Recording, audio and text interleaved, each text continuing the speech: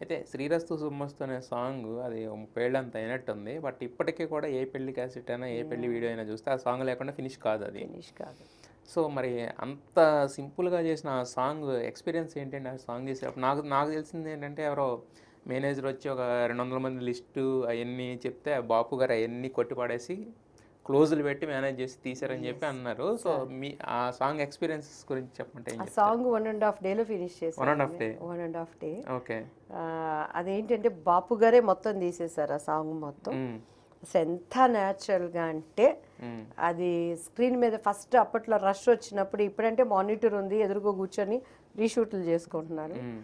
అందులో మిస్టేక్ ఏంటంటే ఆడవాళ్ళకి ఎడం పక్కన పెడతాము చుక్క, కుడి కుడి పక్కన పక్కన మగవాళ్ళకి ఆడవాళ్ళకి కుడి పక్కన, మగవాళ్ళకి ఎడమ పక్కన ఏదో అనుకుంటా ఐ థింక్. మొత్తానికి హ్మ్. అది ఏమైందంటే నేను లంచ్ బ్రేక్లో ఏం చేశానంటే బాబు గారికి రియల్గా కాటికి పెట్టాలి. హ్మ్.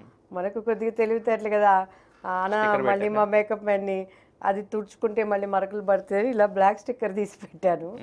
లంచ్ టైంలో లంచ్ అయిపోయింది, టచ్అప్ చేసుకుంటూ అటు ఉండాల్సిన పొరపాటున ఆపోజిట్లో పెట్టేశారు. స్టిక్కరే కదా. ఓకే. తీరా అన్నీ ఆయన క్లోజప్స్ అన్నీ తీసుకున్నారు. రష్లో చూస్తుంటే ఏంటంటే ఈ అమ్మాయికి బుగ్గ మీద అది ఆ చుక్క ఒక దాంట్లో రైట్ ఉంది, ఒక దాంట్లో లెఫ్ట్ ఉంది ఏంటండి అని నేనైతే వణికి. అప్పట్లో ఫిల్మ్ ఎంత కాస్ట్ కదండి. అవును, చాలా కాస్ట్. నాకేంటి చూసినాక పిలవండి మాధవరావు గారిని, అమ్మాయి మేకప్ మ్యాన్ పిలవండి అని అన్నారు.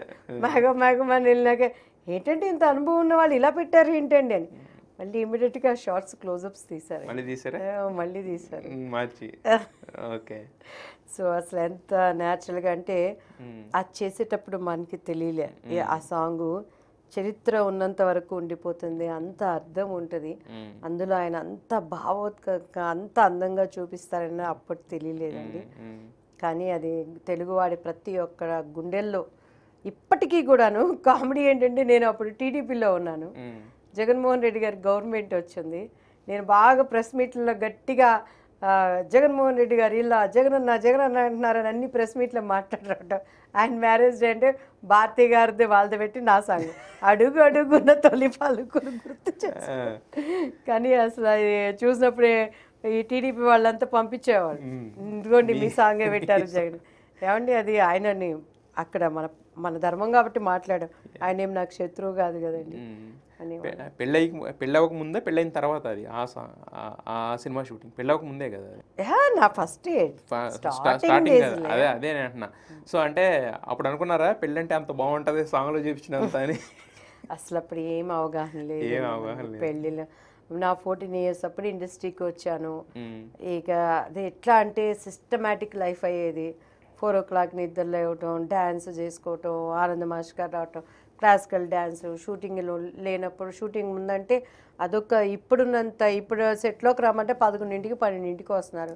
అప్పట్లో 7 o'clock ఫస్ట్ షాట్ తీయాల్సిందే. ఫస్ట్ షాట్ సన్ రైజ్లో 7కి షాట్ తీయాలి, 8:45కి బ్రేక్, 9:30కి మళ్ళీ టచ్అప్ అయిపోయి సెట్లో ఉండాలి, షార్ప్ 1 o'clock లంచ్, మళ్ళీ 2 o'clock మనం సెట్లో ఉండాలి, 6 o'clock అయితే 9 o'clock.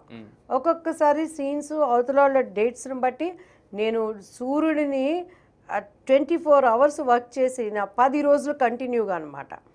6 o'clock 7 o'clock వరకు నైట్ సీన్స్ దీనికోసం చేసి కింద నిద్రపోవడానికి. ఇప్పుడంటే క్యారీవాన్స్ ఉన్నాయి, అప్పుడేమున్నాయండి, మా మమ్మీ వాళ్ళు తలకాయ పెట్టుకుని అలా పడుకునేదాన్ని నేను. అట్లా చేసి కష్టపడి వర్క్ చేసిన వాళ్ళం కాబట్టి ఈరోజు సమస్యలు ఏది ఉన్నా కూడా ఎట్లని ఇప్పుడున్న సౌకర్యాలు.